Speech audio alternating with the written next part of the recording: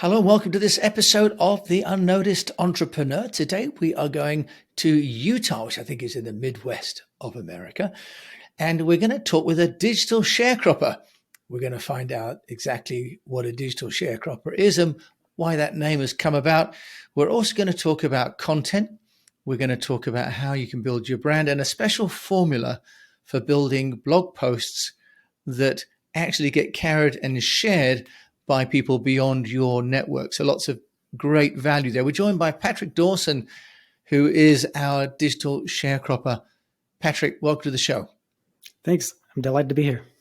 Well, we're delighted to have you here. And for those people that are listening, Patrick's actually wearing a very stylish trilby, which is fantastic. I'm a big fan of hats myself, and I wear one of those actually when I go out with my long coat. So Patrick, first of all, you have a very successful website called Digital Sharecropper.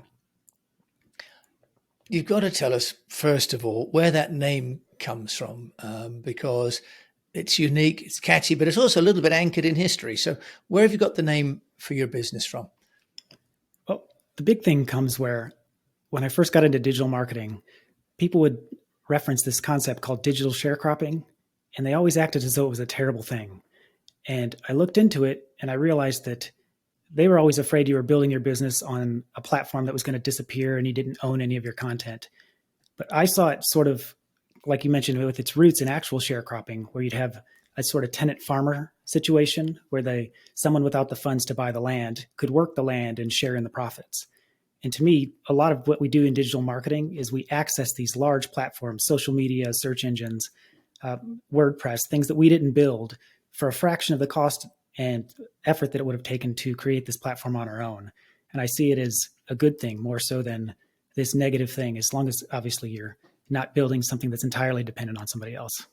Yeah, no, I love that. And also it gives you the flexibility. If you're renting, you get access to a much bigger platform than you could ever build in the time that it takes.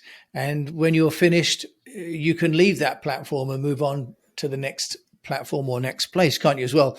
Exactly. So, Patrick, I love that. And then currently your business is in content and content creation.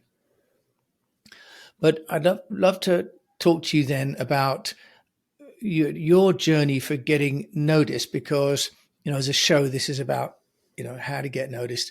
And before we started recording, you just shared a lovely moment about you and your wife, and which was kind of a trigger point for you about what it takes to get noticed and why that's important. Do you want to just share that with us?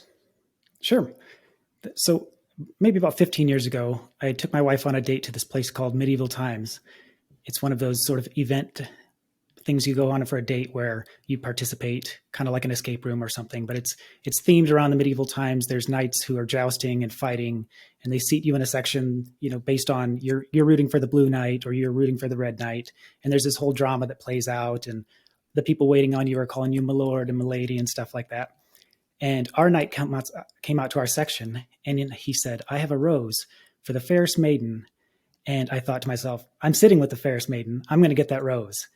And so he looks up in the audience, and I see everyone just flapping their hands, trying to make all this commotion to get noticed. And I thought to myself, in the split second, if I do this like everybody else, I'm going to be invisible. And so I decided to stand on my chair and do a big sweeping arms motion like this, really slowly. And when he was scanning the audience, he immediately locked onto me, and he threw the rose right up onto our table. And it was one of those light bulb moments where it's, if you do what everybody else does, you're invisible. If you do something that's unique and genuine to you, you're going to get noticed. Patrick, I love that story. It's a great story and a great really metaphor for marketing in general. Lots of people are waving, and you're waving, both arms rather than just one hand. So it's brilliant. And I'm sure your wife was very, very chuffed as well at getting the rose. She'll have been very delighted. Digital Sharecropper, you're really helping individuals, entrepreneurs to do branding, and especially around content.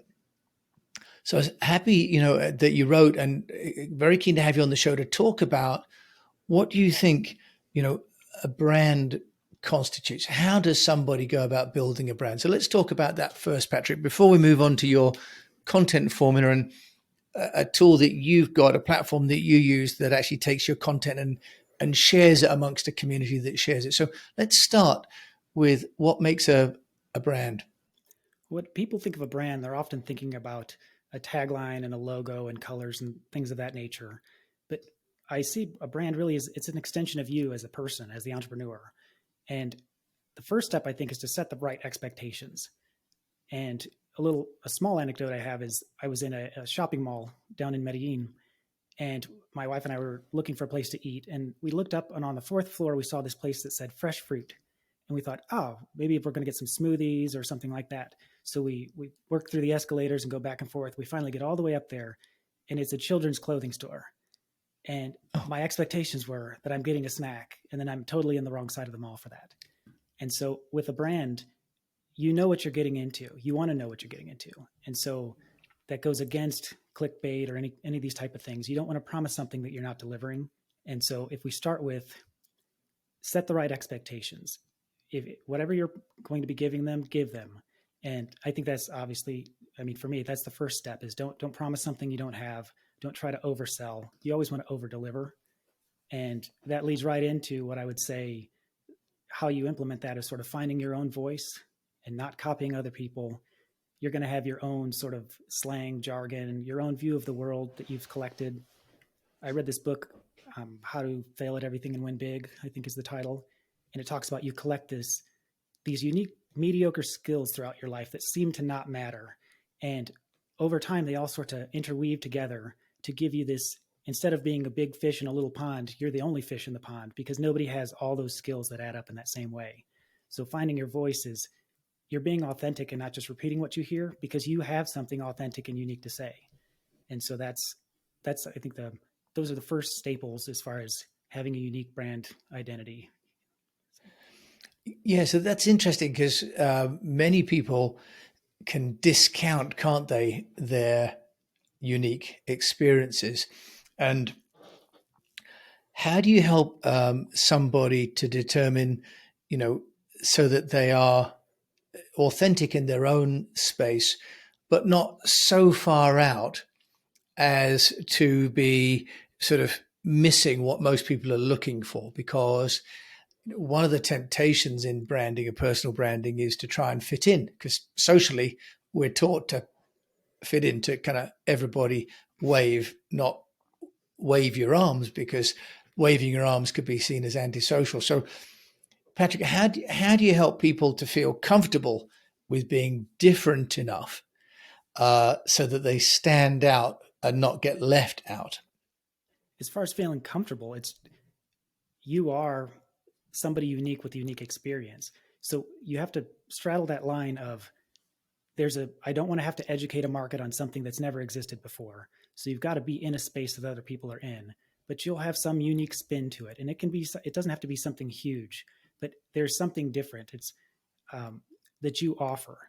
And it's, do I offer better quality? Do I offer better price? Do I offer some sort of hands-on? There's something, just think of you use as a barometer, go to the places you shop, the stores you go to. What do you get from a different grocery store? There's one by my house that the shelves, everything looks very nice and polished and shiny, and everything's always fully stocked, and it's more expensive. And then there's one that's, a little bit, I don't want to say shabby, but they don't pay as much attention to detail and they pay more attention to sales and they have a different clientele. And then you have other places where you go in and they're cheerful and they greet you and they small talk with you. And so you can you start to see in real life, there's some car dealerships where they let you alone, the product speaks for itself and we're here to help. And then there's some where you go there and they attack you like a bunch of vultures. So there's something unique you can offer. And if you're not comfortable with one method, you can be comfortable with something else. You don't necessarily have to be in your face going for the sale. You can do the sort of, I'm going to inform you and you're going to know that I know this product so well that that's going to draw you in. So you can find customers that line up with exactly what you're offering is my take on that. Okay, nice. So you're sort of saying that something like groceries, right? There's already a market for that. You're not trying to create a market, but within the market, you position yourself a little bit differently. One of the aspects that you're very good at with Digital Sharecropper is you have a very active blog and you write great content. And a challenge for many, many entrepreneurs, pretty much every entrepreneur, is the writing or asset creation, whether it's the writing, the videos, because most entrepreneurs, most of us are not writers, right? We make something, we build something, we invent something. Can you help us to understand an approach, a way that we can overcome some of the challenges of creating content and writing, Sure. Well, I Patrick? think for starters, you might not be a writer, but you have a conversation now and then. You know how to talk. You probably know how to read. You probably listen to podcasts or audiobooks or watch television. So you know how to interact. And that's really all that writing is. It's just putting it into the written or the audio form, spoken word. So step one is you technically already are a writer if you can have a thought and then use words to explain that to somebody else. But beyond that, what I like to do is come up with systems, because you want to take a lot of the guesswork out. So you don't want to have this decision fatigue that builds up with, did I use the right wording here? Did I use this? So you have what our formula, if I walk you through what we do for our blog posts. So I'll assume somebody knows how to outline a post and those type of things, like how to come up with your keyword and whatnot. But once you kind of have the topic you're going to talk on, we start with our headline, and we craft a headline that it stands out, so we compare it to what other people are saying. If everybody's doing a how-to post, we're going to have to phrase it differently. If everyone's doing 5 ways to do this, if I say 10 ways, they don't think mine's twice as better. They just see generic number to do this. So you start with a headline that sort of will grab the attention, and it will be unique enough from what it's in there with. But then you don't want them to get to your blog and not receive exactly what you told them in the headline. And I know with headlines, you sort of have to make it a little bit salacious, a little bit of clickbait.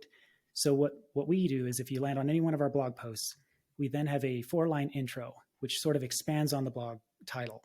And it tells them, in this post, this is what you're going to learn. So we spell it out in a sentence form instead of just 60 characters. And then we say, using this knowledge, you'll be able to do this thing. So the headline draws your attention. And then you get there and you say, okay, this is what I'm going to learn, and this is how I'll be able to use it in my business. And then right after that, I put a table of contents that then shows them, so they can look and say, oh, these 5 bullet points match everything. And so within 10, 15 seconds, a reader is going to know, is this blog post for me or is this not? Because as much as you want to bring people in, you also want to sort of gatekeep and make sure the wrong people aren't there. You don't want to waste somebody's time. That's how you get negative reviews. That's how you get downvotes, stuff like that. So you want to set the clear expectations, like I mentioned earlier. And then with going through the post, you really need to deliver exactly what you said. And so I have sort of a formula on Digital Sharecropper. The posts are somewhere between 1,000 and 1,500. And on other blogs I work with, sometimes it's longer form content. And so it's just, once you sort of figure out who your audience is, just try to have some sort of framework, almost like a content brief. And a good way to do this is, people will have a Write for Us tab on their blog sometimes. And even if you're not interested in writing for them, just follow up with them and see what their process is. Because often some places that take writers, they give you, here's your keyword, here's your outline. Some of them say 1, 2, 3, go. And so you can start to feel like you find somebody who looks sort of reputable and has professional content, and they will sort of let you know what their standards are and how they walk through it. One of our blogs, we have this for other writers, and we have very specific email templates we send out, and we sort of walk them through the process so that there's no guesswork. They have an exact, this is our format, this is our formula, this is the type. Is it something we want to be edgy, or is this something we don't want any profanity? Is this something where we want it to be inspirational in your personal story? Is this something where you want it to be very just cut and dry? This is how to do something, sort of a how-to thing. And it doesn't matter my experience. So that's, when you get those things straight, the writing sort of takes care of itself in a sense. And then lastly, I just say, don't write and edit at the same time. Put out a poor first draft, and then take some space, take a day, and then do the editing. That's the biggest thing I found that helped my writing, was when I would write and then I'd finish a paragraph and then want to go back and change something. So rather than do that, you just put it out, and I know it's going to be garbage. I know I'm going to get to the end and I'm going to want to rephrase it, but in a different frame of mind, I can come back. The editing mind and the writing mind they use different parts. And so to try to do them both, it hinders both. So you end up with less words on the page and less quality overall. Patrick, that really, really good advice. And if people want to find magazines or papers to write for, these guidelines then are in effect giving instructions to us. And I notice on your website with your blogs that you have, as you say, this nice introduction, then it's a more reading, and then a summary of what people are going to get from the article. And then you break it down into numbered sections, and you have infographics included as well. So you give a very structured approach to your content. Why do you take that approach as opposed to maybe more sort of a stream of consciousness? I'm writing this, it's creative and you should like it approach. It's really a matter of personal taste. I function better under what I consider constrained creativity. Maybe it hails back to my real estate days when I was remodeling existing houses rather than building new houses. I felt like a clean slate was just too much to deal with. Whereas if I have these constraints, I can work within those and find the best sort of solution. So the reason I do it structured, part of it is that it's a little bit more informative content rather than any kind of inspirational or personal. And I find that if you're going to inform somebody, there's a very good formula of letting them know what they're going to get, introducing them to the concept. And I personally like to throw an infographic in because it's sort of the cliff notes. They're often more shareable. You can get a little bit of search traffic through the image tab and stuff, but also it breaks it down into a nice graphical, because, obviously people will learn sometimes they can take something in better if it's through graphics versus like visually versus reading or audio. So I like to have that as well. It's almost like a summary. So when you hit the main point of this is what I'm talking about, here's your infographic that walks you through it with just a couple little words here. And, then after that, I do the bullet points, and it's more often than not numbered, but not always. I just find that it's easy to, if you know that you have 6 things you're going to learn, it's sort of subconsciously, it's like, okay, I'm partway through it. And you know where you are in the post. And I also, if you've noticed, as you scroll down, there's a little bar across the top of the browser that slides across to kind of show you your progress. Sometimes you'll get on a page and you're thinking, is this a 5,000 word essay, or is this a 200 word? Is it, what am I getting into? And I think all these things that you can sort of walk the reader through, like this is what you're going to expect. At the very top of mine, I put a reading time, like this is a 5-minute read. I don't do that on all the blogs, but so it's about that setting expectations. And also for digital sharecropper, it works very well for a structured thing. But on some of our other blogs, while it's still structured, it is a little bit more free flowing, like you say. So I think it really depends on your niche. Okay. That's really fantastic. And in terms of sharing content, what do you do there, Patrick? Because, people can write an article, but if they don't have traffic to their website, maybe they put it on LinkedIn as a newsletter, maybe on Substack or on Medium, Reddit. Any tools you can introduce us to that you use to help with that distribution? Probably would mention missing letters, a very simple one to implement. I use another tool as well, but it's a little bit more advanced and it takes a bit more setup. But missing letters, what I use it pulls your RSS feed and you set up these sort of post templates, which is just a quote bubble or something with your logo in it. And with your RSS feed, it will know when you put out new content, and it will pull a handful of sentences from your blog post, and you can just add those and it'll craft. What I usually do is the 12-month thing. It's a 12-month template where it shares them 9 posts over the course of 12 months, and they're all unique posts. So this isn't, I'm making the same, it's my featured image and the title, and I just keep resharing it every week. It's every so often it drips out a new version of it or a new sentence, maybe a slightly different call to action or a different image from the post. And that's how you can actively do it. And also they have this curate library where people in the same niche as you, they will want to keep their social feeds full. And if you have a good piece of content, it often will get shares. Some of mine get over 100 shares when I put them in that library. And that's where a lot of my shares come from, is just by putting them in that library and other people sharing them and getting a lot of exposure that way. Nice. And do those have links back to your original site? So they give you backlinks or some kind of a connection to you in the first place? Well, it sends the social signals. It is your link. You can use their shortened link if you want their analytics, which I do use. But they are sharing your post. Exactly. They're not sharing, you're getting the actual link on their social feed when they share it.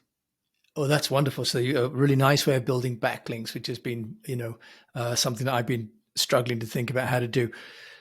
Is there something, Patrick Dawson over there today in Utah, that you think doesn't work? I always like to ask something that doesn't really work when it comes to getting I think the noticed. biggest thing just kind of calls back to being authentic and kind of you're wanting to stand out. And so much of when people are trying to build a business, they obviously want to model other people and see what has worked, but they often fall into the trap of just copying it instead of making it their own. So you're writing a post, but you're writing using someone else's formula, or you're doing social shares, but you're using somebody else's, the way they kind of present their graphics, or any number of things. They're not using their own. You're writing a post, but then you're adding a quote that you want to share, and it's somebody else's quote. You put Ralph Waldo Emerson in your thing, and people like his quotes, but it's not quote from you. So if you read your post, you probably have something in there you could use as the quote that you share. It's these type of things that you think that they're moving you forward, but really you're like the other people. You're just waving your hands in the exact same way. And when you're looking through this sea of content, yours doesn't stand out at all. And so obviously stuff like a tool like Canva, a lot of people use it. It's very affordable. Maybe think about using a different tool that has different templates that everybody isn't using. It's these little things. You're still making an infographic, but you're using a tool that not everybody's using so that their templates will look a little bit different. It's just these tiny little tweaks on things where your blog post is just your colors, your branding, how you've built your pages looks just a little bit different. So it's not just a copy. That's really great advice. You're right about Canva, because now on YouTube, you see basically everyone's using what looks to be Canva templates, including me. Patrick Dawson, if there's one piece of advice, if it's not just the counter to the being a bit different, but if there's one piece of advice that you'd give, with your experience as digital sharecropper on getting noticed, you've shared with us what you think doesn't work. What do you think does work? I think it calls back to on one of the temples to Apollo in ancient Greece, there was an inscription on the front that said, "Know thyself." And for me, that is how you stand out. It's sort of an indirect approach where it's not a tool or a technique. It's, what your life experience is, what your strengths are, your risk tolerance. As an entrepreneur, you're going to have a lot of risk. So all these things about you, what you've sort of developed and how you've developed as a person over time. Use that as your number one asset. Don't discount any of that, because you don't have experience in whatever this new field is. You have experience somewhere. You've had another job, you've had certain relationships, you've had interactions. These all add up. Like I was mentioning earlier in that book, all these skills that seemingly don't add up, they all add up. And it's something that then it makes you truly unique, and being authentic to that and playing to those strengths, I think, is the biggest thing you can do to stand out. Patrick, well, thank you so much. And it's been a pleasure to chat to you and hear about your approach with authenticity, but also taking a little bit of a twist, waving your arms and not just shaking your hand. And as you said, you become invisible if you're just doing what everyone else is doing. Indeed. And I think it's a wonderful, wonderful comment that, we can use to quote you. If you want to find out more about you, Patrick Dawson, how can they do that? You can find everything on digitalsharecropper.com. That's where I have all my work. That's extremely tidy. Patrick, thank you for joining me and my fellow entrepreneurs today. Thank you so much. So we've been all the way to Utah to talk with Patrick Dawson, and digitalsharecropper.com. You can see some wonderful blogs, and you can enjoy the content themselves, but also you can certainly learn from the structure and his approach. And listen, Patrick, just how considered he is in all aspects of his business is also an inspiration. If you found this inspiring and useful, then do please give it a review on your player. It really, really helps me. And follow the show, because I have every Tuesday and Thursday amazing guests come on and sharing their insights, which are all here to help you overcome the challenges of being an entrepreneur and getting noticed for what you do. My name's Jim James. Thanks for listening to this episode of The UnNoticed Entrepreneur. Until we meet again, I just encourage you to keep on communicating.